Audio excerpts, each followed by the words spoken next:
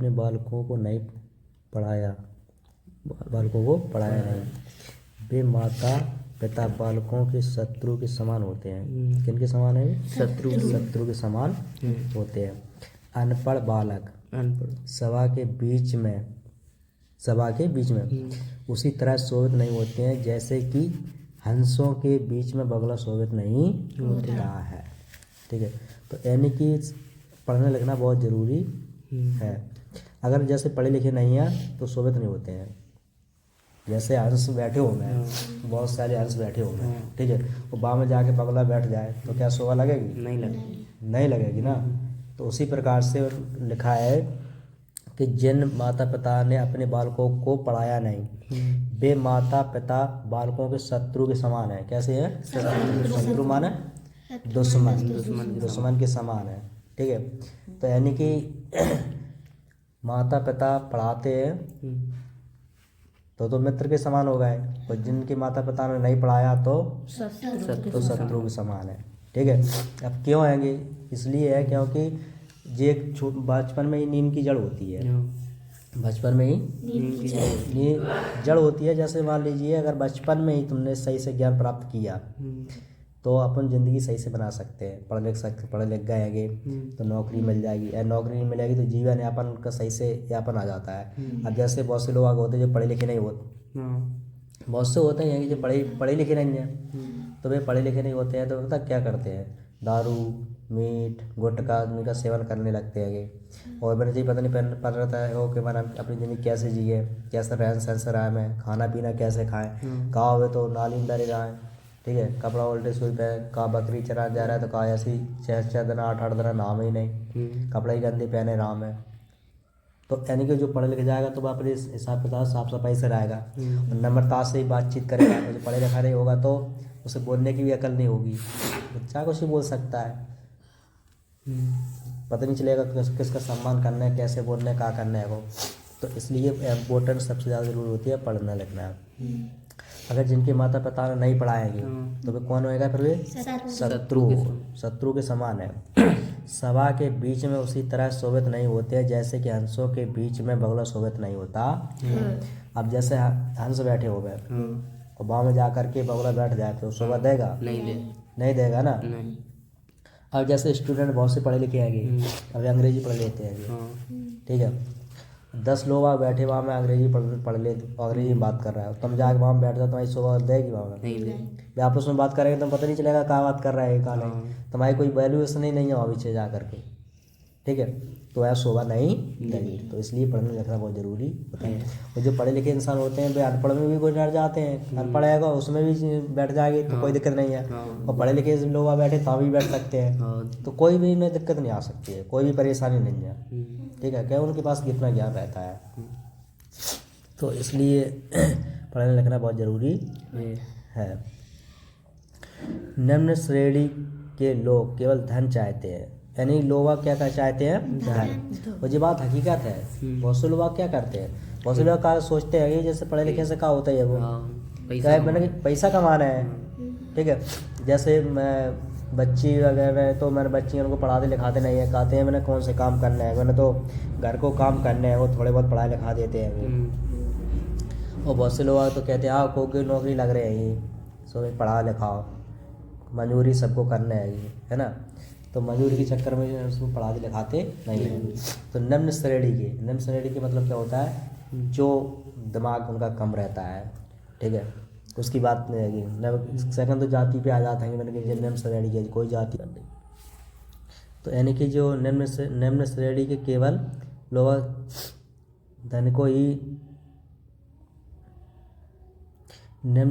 जो लोग केवल धन चाहते हैं, क्या चाहते हैं? धन। बाकी के तो बात सत्य है, लोग धन ही के पीछे पड़ते हैं। जो मध्य श्रेणी के लोग धन एवं मान सम्मान चाहते हैं। तो यानी कि इंसान क्या तरीके होते हैं? 3 तरीके के होते हैं। एक तो चाहते हैं सिर्फ धन ही, क्या चाहते हैं? धन। ठीक है, और जो मध्य श्रेणी के लोग होते हैं वे क्या चाहते हैं? धन भी और सम्मान भी, दोनों चीज़ चाहते हैं, धन भी और सम्मान भी दोनों चीज़ चाहते हैं। ठीक है, और उत्तम श्रेणी के लोग केवल सम्मान चाहते हैं।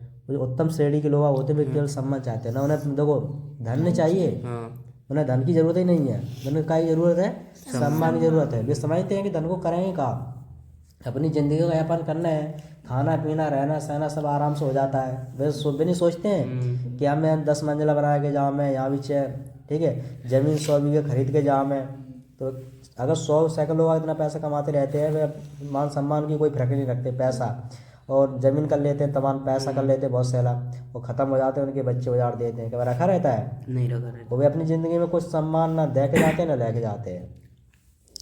तो जो लोग होते हैं ना वे केवल जो उत्तम श्रेणी के लोग हुए, क्या चाहिए? सम्मान। क्योंकि महापुरुषों का सर्वश्रेष्ठ धन सम्मान ही होता है। जो व्यक्ति महापुरुष हैंगे को हैंगे महापुरुष हैंगे ना, तो वे क्या चाहिए? उन्हें धन नहीं चाहिए, क्या चाहिए उन्हें? सिर्फ सम्मान चाहिए। क्या चाहिए उन्हें? सिर्फ सम्मान चाहिए। ठीक है, तो उन्हें सम्मान ही से मतलब है और कुछ से मतलब नहीं है। अगले देखिए अर्थ में क्या लिखा है? जल की बूंद बूंद गिरने से क्रमशः घड़ा भर जाता है। ये बात सत्य है। यानी कि जल एक एक बूंदा वहाँ में जैसे घड़ा हो गया, और बूंदा तुम एक एक वहाँ में घड़े में टपकता रहा है, एक एक बूंदा उस घड़े में टपकता रहा है। ठीक है, तो घड़ा भर जाएगा। उसी प्रकार से सब प्रकार की विद्या का लक्ष्य धर्म और धन का संग्रह करना होता है। यानी कि तुम्हें विद्या प्राप्त करना है तो धर्म पे चलना पड़ेगा, यानी धर्म का कर्तव्य करो। धर्म क्या होता है? धर्म जिन होता है कि जैसे हम हिंदू हैं तो धर्म है, मुसलमान है, रावण पढ़ रहा है, ये कौन से ग्रंथ पढ़ रहा है, कौन सा धर्म में चल रहा है, ये कोई धर्म वर्म नहीं है। ठीक है, धर्म का मतलब होता है ब्रह्म। ठीक है, ब्रह्म मार्ग पे चलोगे वही तुम्हारा धर्म है, वही तुम्हारा धर्म हैगा। ठीक है, तो उसी प्रकार से जो बूंद बूंद से घड़ा बढ़ता है, उसी प्रकार से अपना एक घड़ा खाली रहता है। वह कैसे भराएगा? बूंद बूंद से ही भरेगा। ठीक है, तुम सोचोगे ज्ञान एक दिन में पूरा प्राप्त हो जाए तो हो जाएगा? नहीं होगा।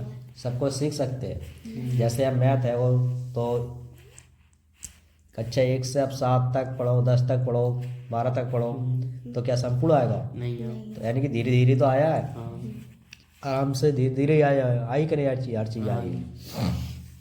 तो सब चीज़ कैसी होती है? बूंद बूंद से। कैसे हो? बूंद बूंद से यही घड़ा बढ़ता है, अन्यथा नहीं।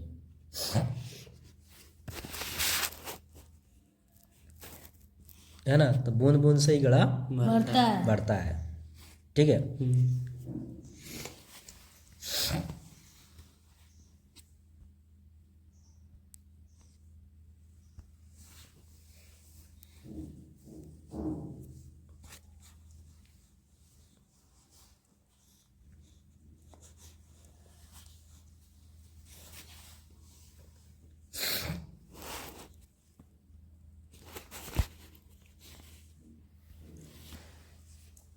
सुख चाहने वाला विद्या छोड़ दे। क्या कहिएगी? सुख चाहिए तो विद्या छोड़ दे। और विद्या चाहने वाला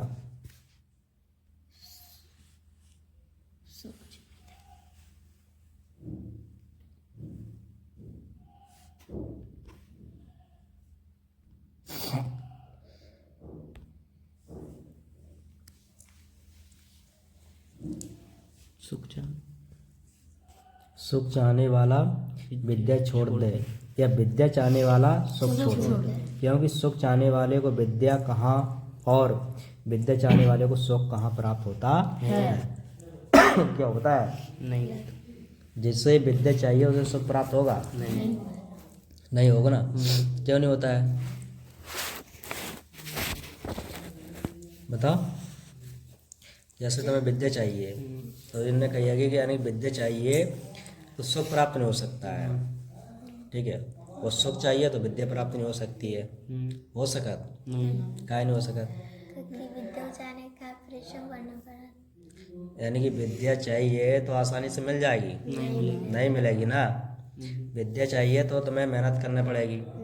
ठीक है, सुख छोड़ना पड़ेगा। क्या सुख छोड़ना पड़ेगा? सुबह 4 बजे जागना पढ़ने के लिए। अब तुम कहोगे नहीं हमें आराम मिलता है, सुबह 4 बजे जाग करके हम नहीं पढ़ेंगे, हम तो सोएंगे। तो यानी सुख तुम्हें मिल रहा सोने में, तो एक तो बस सुख छोड़ना पड़ेगा, सुबह 4 बजे जग के पढ़ना है। और एक खाना कम खाना पड़ेगा, ज़्यादा खा लेगा तो पढ़ाई में आलस लगेगा। तो इसलिए खाना कम खाओ, है ना। तो खाना हमेशा कम खाना पड़ता है, एक रोटी कम खाना पड़ती है। और नाइट के समय भी कम खाना पड़ती है। और 7 बजे से 10 बजे तक पढ़ना है वो, दिन के भी पढ़ना है। कहीं घूमने फिरने नहीं जा पाते हैं, क्या पढ़ाई की वजह से कहाँ जा पाते हैं घूमने फिरने। किसी की ब्याह शादी में तो वहाँ तक नहीं पहुँच पाते हैं। क्या पेपर आएगा उसी टाइम पे एग्जाम दे जाना है, तो शादी में जाओगे तो पेपर नहीं दे पाओगे, फेल हो जाओगे।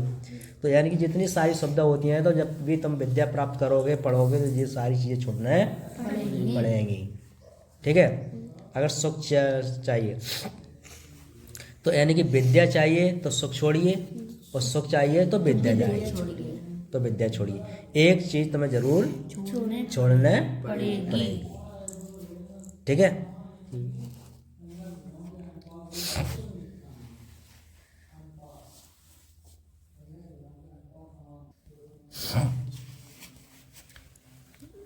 दक्षक नाग के दांत में विष होता है, यानी कि जो नाग होता है वह कहाँ विष होता है? दांत में। और मधुमक्खी के मुख में, यानी कि मुख से ही तो वो काटती है। ठीक है। और बिच्छू के यानी कि पूंछ, उसी को डंक बोलते हैं। लेकिन दुष्ट व्यक्ति के संपूर्ण अंग में होता है। जो दुष्ट व्यक्ति होगा उसके संपूर्ण अंग में होगा। ठीक है।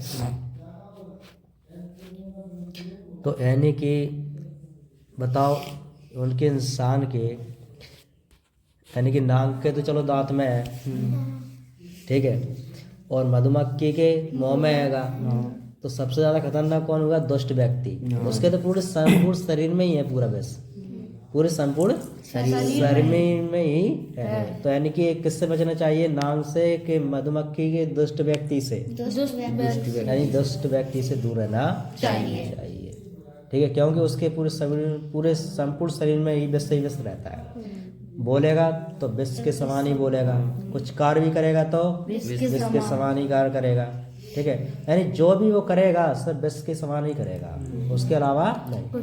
भला तो वो कर ही नहीं सकता किसी का, भला तो वो किसी का भी नहीं कर सकता भला। तो ऐसे हमेशा दुष्ट व्यक्ति से कैसे रहना चाहिए? दूर रहना। विद्या कामधेनु के समान इच्छा पूरी करने वाली है। यानी विद्या कैसी होती है? यानी कि विद्या कामधेनु के समान। कामधेनु का मतलब होता है गाय। कामधेनु का मतलब होता है गाय। ठीक है। यानी जो गाय होती है ना, वो कैसी होती है? कामधेनु। ये गाय कैसी होती है? कामधेनु होती है, जो तुम्हारी पूरी इच्छा पूरी करती है। ठीक है। जो भी तुम खाओगे उससे कि यानी कि लड्डू लिया तो लड्डू, बर्फी तो बर्फी, पैसा तो पैसा, मकान तो मकान, यानी कि एक गाय होती है। ठीक है। वो कैसी होती है? कामधेनु गाय के समान। तो यानी कि विद्या कामधेनु के समान इच्छा पूरी करने वाली है। यानी विद्या भी तुम्हारी क्या करेगी? पूरी इच्छा करेगी, जैसी गाय करती है उसी प्रकार से। परदेश में विद्या माता के समान। परदेश जाओगे तो विद्या कैसी है? माता के समान है। ठीक है। और गुप्त धन के नाम से जानी जाती है। कैसा धन है तुम्हारा? गुप्त धन। यानी विद्या आएगी, तुम्हारे को पैसा जानेगा तुम्हारे पास कितना पैसा है, लेकिन तुम्हारे पास ज्ञान है तो विद्या का पता नहीं चला सकता कोई भी व्यक्ति तुम्हें पैसा का पता नहीं चला सकता है कि तुम्हारे पास पैसा कितना है। ठीक है। क्यों? गुप्त धन है ये, ज्ञान है। तो ज्ञान से ऐसा होता है कि पता नहीं चलेगा का एक दिन में तुम का 1 लाख रुपया कमा सकते हो, अगर तुम्हारे पास ज्ञान है तो। और ज्ञान नहीं है तो नहीं। एक दिन जो लोग मजदूरी करते हैं वे गरीब रह सकते हैं, वे पैसा कम कमा सकते हैं। जो बिजनेसमैन है वे घाटा सह सकते हैं। ठीक है। बिजनेसमैन है जो फैक्ट्री खोले हैं या कहीं धंधा करते हैं, दुकान डालते हैं, तो वे घाटा सह सकते हैं। लेकिन जिसके पास विद्या आएगी वो कभी नहीं सह, है ना। तो यानी कि विद्या कैसा? एक गुप्त धन हैगा। ठीक है। गुप्त धन हैगा।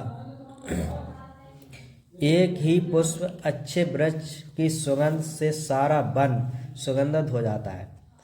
एक जैसे जंगल में जाओ बहुत से वृक्ष रहते हैं वहाँ, रहते हैं वृक्ष, लेकिन एक सुगंध वाला वृक्ष लगा दो तो पूरा वन कैसा हो जाता है, सुगंधित हो जाता है। तो अपन क्या कहते हैं कि बहुत यार सुगंध आ रही है, अच्छी आ रही है, यही कहते हैं। जिस प्रकार एक ही सुपुत्र से पूरा कुल धन हो जाता है, यानी कि एक ही तुम्हारा पुत्र हो जाए तो पूरा कुल यानी परिवार कैसा हो जाएगा, धनवान, धनवान हो जाएगा पूरा। लेकिन उसके पास होना क्या चाहिए, ज्ञान।